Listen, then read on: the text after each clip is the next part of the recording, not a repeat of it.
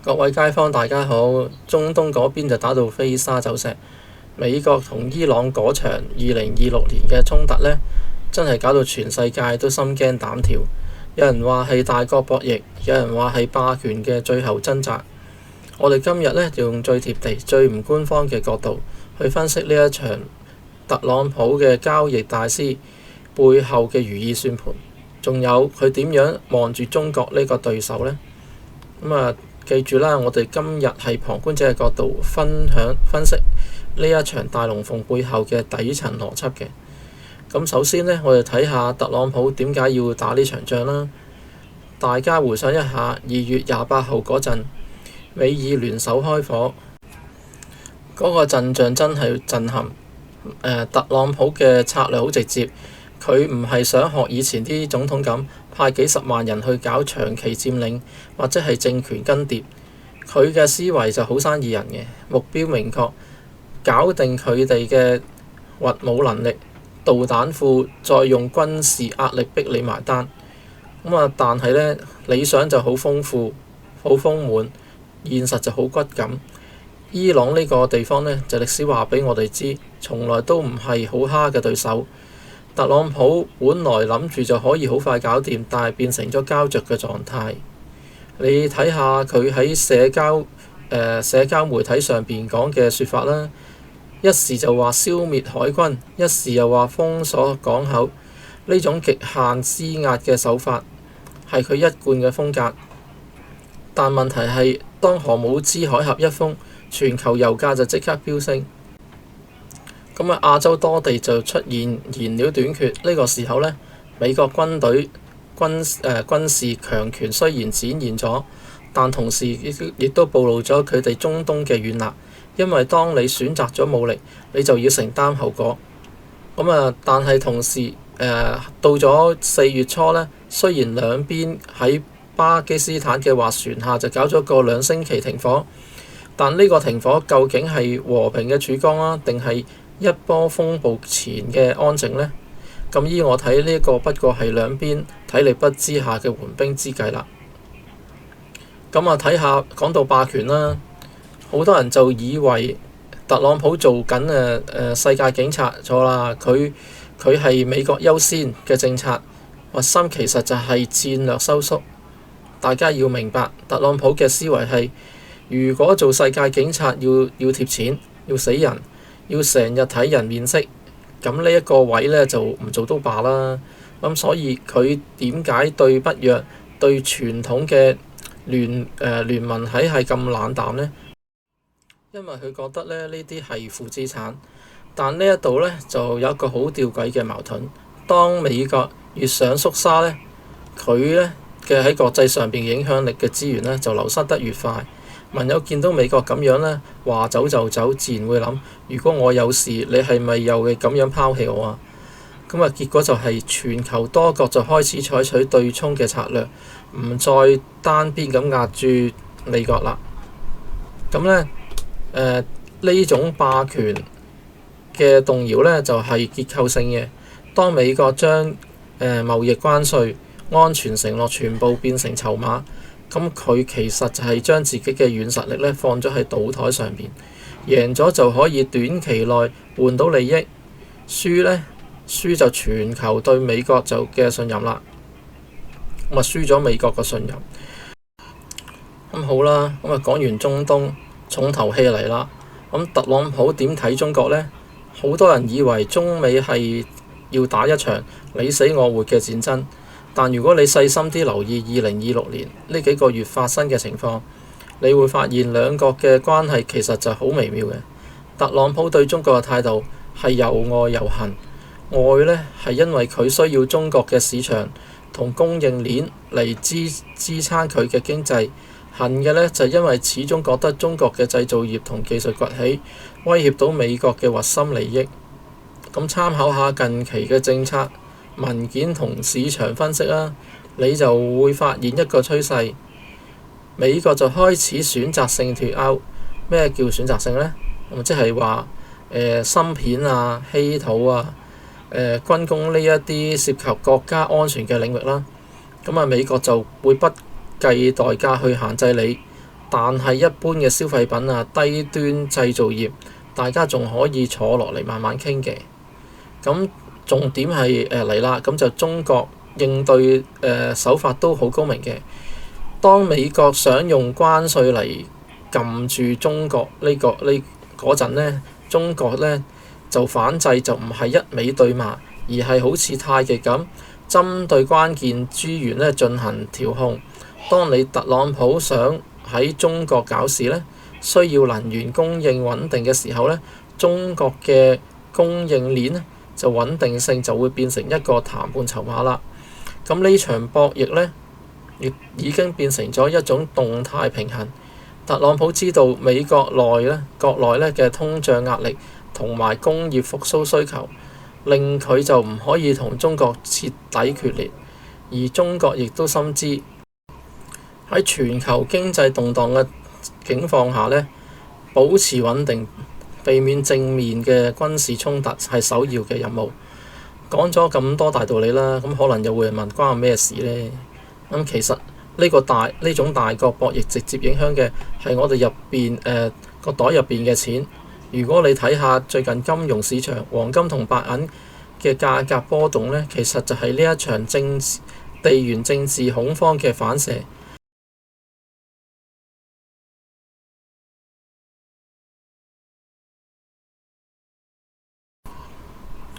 當大國喺度鬥力呢，投資者最穩陣嘅做法呢，往往就唔係去搏新興市場啦，而係返去最基本嘅避險資產。好多人成日問我點睇未來幾年走勢啊？咁我通常都係咁講啦，唔好覺得大國嘅策略係一成不變嘅。咁特朗普係一個極度善變嘅人，今日佢可以同你握手言歡，聽日呢，佢就可以喺社交媒體上邊對你開火。所以喺呢個時代呢，最重要嘅係彈性。就無論你係個人投資啊，定係企業佈局，就唔好將所有雞蛋都擺喺一個籃入邊。咁特朗普呢套策略呢，係一場極具風險嘅高空雜耍。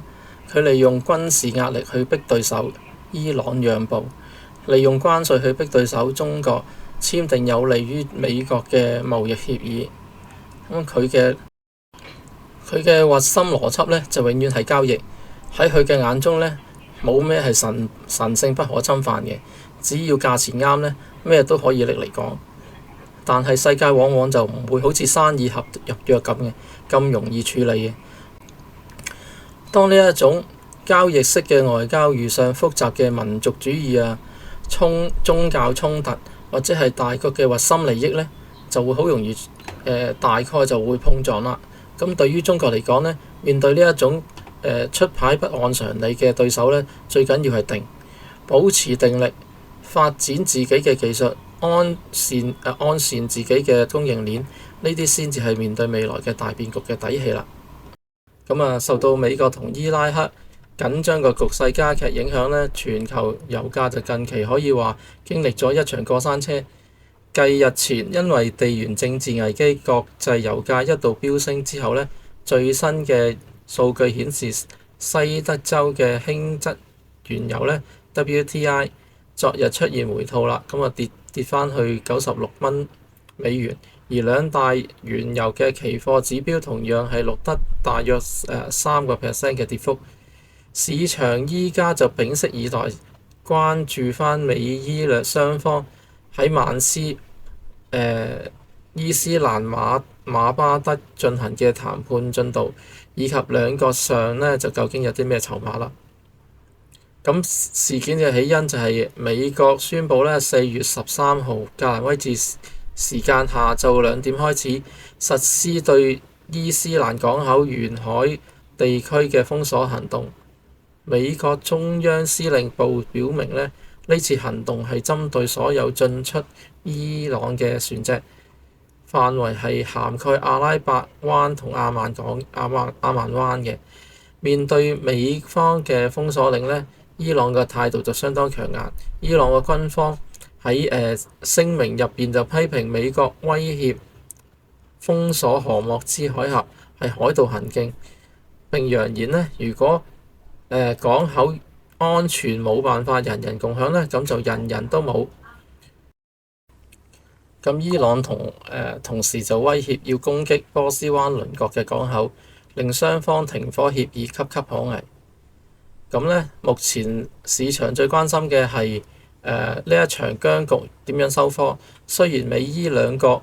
嘅週末進行咗大約就21個鐘嘅談判，但至今都未取得突破嘅。咁我哋就可以分析一下雙方嘅籌碼啦。美國方面呢，就希望透過軍事封鎖同埋石油限制咧、制裁咧，就迫使伊朗喺個核項目同區軍域擴張上邊讓步。伊朗方面呢，就堅持對荷莫茲海峽嘅控制權，並試圖將談判戰線延長，同時就尋求國際社會對美方嘅施壓。而作為全球能源消耗大國呢，中國喺呢一場博弈中扮演關鍵嘅角色。值得留意嘅係，儘管局勢緊張呢，近期仍有兩艘中國嘅油輪遠征號同何榮號就載住原油順利通過海峽。分析就認為，隨住美國總統特朗普預計喺5月中旬訪華，就北京就方面就可能會運用其關鍵嘅礦產資源方面嘅優勢，作為促使華府解除封鎖嘅談判籌碼。荷莫茲海峽係全球最重要嘅能源大動脈，包括日韓喺裏邊呢就有多個亞洲國家，超過80%能源就依賴呢條航道嘅。面對供應中斷嘅風險，多國已經開始採取應急措施，包括係尋求替代能源嘅來源，以及係透過調整空調溫度等節能方式，盡量減緩對民生同企業嘅衝擊。總括嚟講呢，目前油價嘅回落更多係反映市場對於談判仍存有一絲希望，但只要地緣衝突嘅深層次矛盾未解呢，荷莫茲海峽嘅航道呢就安全依然就要係全球能源市場最大嘅計時炸彈啦。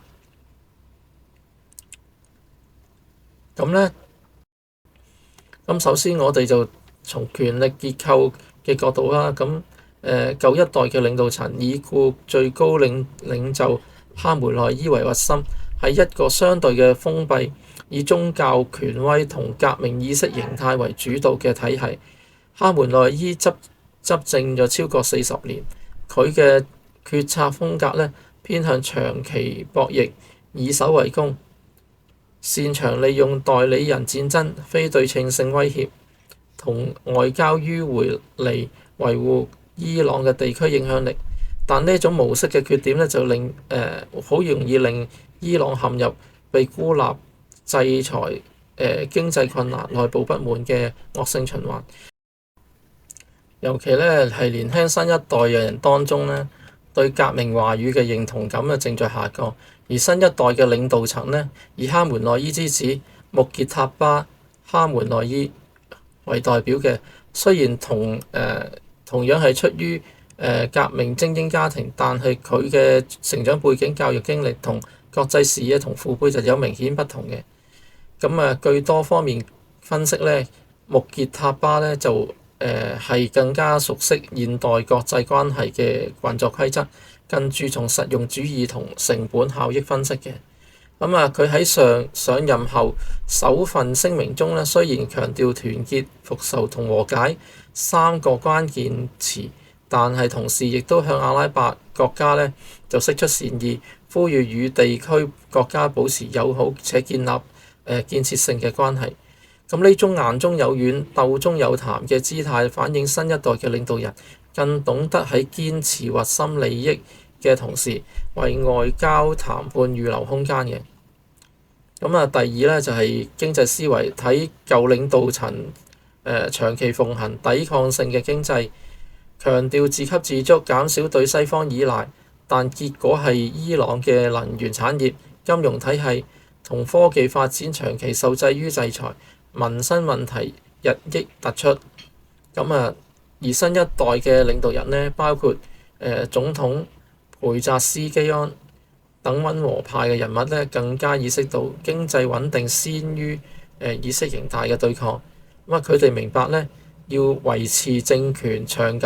治久安，就必須要解決失業、通脹、貨幣貶值等民生嘅問題。要解決嘅問題呢，就離不開國際社會嘅重建互信，爭取制裁鬆綁。呢一種務實嘅取向呢，為未來美伊嘅談判提供咗一種潛在嘅共同利益基礎嘅。第三呢，就係從溝通策略睇啦。舊領導層就習慣用對抗性嘅話語嘅，同西方交鋒，雖然可以凝聚國內嘅民族主義情緒，但亦都好容易令談判陷入零和博弈嘅死胡同嘅。而新一代嘅領導人呢，尤其係擔任談判代表嘅議長卡里巴夫等人物呢，就被形容為強硬中嘅務實派。佢哋都懂得專業、理性同有條件嘅妥協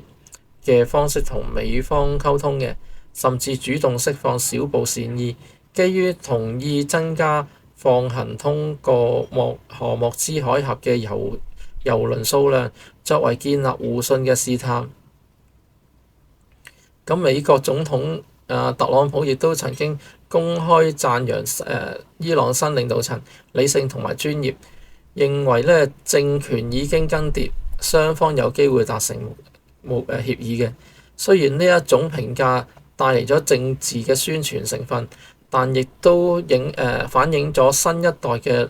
伊朗領導人喺國際嘅形象塑造上邊呢，確實係採取咗更加靈活嘅策略。中長期嚟講呢，油價嘅走勢最終都係要回歸供需嘅基本面嘅。對於能源進口依賴度較高嘅經濟體呢，例如日本、南韓、印度，同我哋處身嘅亞洲地區面對油價波動嘅最佳策略呢，都唔係被動承受，而係主動咁佈局能源安全多元化。具體措施包括呢，就加快發展可再生能源啦，提升戰略石油儲備，拓展多元進口嘅渠道，推進區域能源合作嘅。最後呢，我哋就特別講一下中國今次嘅局勢中嘅角色啦。作為全球第二大經濟體呢，最大嘅能源進口國，同伊朗嘅全面戰略合作夥伴呢，中國嘅立場同行動呢，對區內嘅穩定係全球市場都非常之重要嘅影響嘅。首先，中國係堅持勸和促談嘅一貫立場，反對任何單邊制裁同長臂管轄嘅，主張係透過對話協商解決分歧。呢個立場就唔單止係符合咗聯合國嘅憲章精神，亦都係利於保護全球能源市場嘅穩定嘅。更長遠嚟講啦，中國係推動一帶一路嘅倡議，全球發展倡議，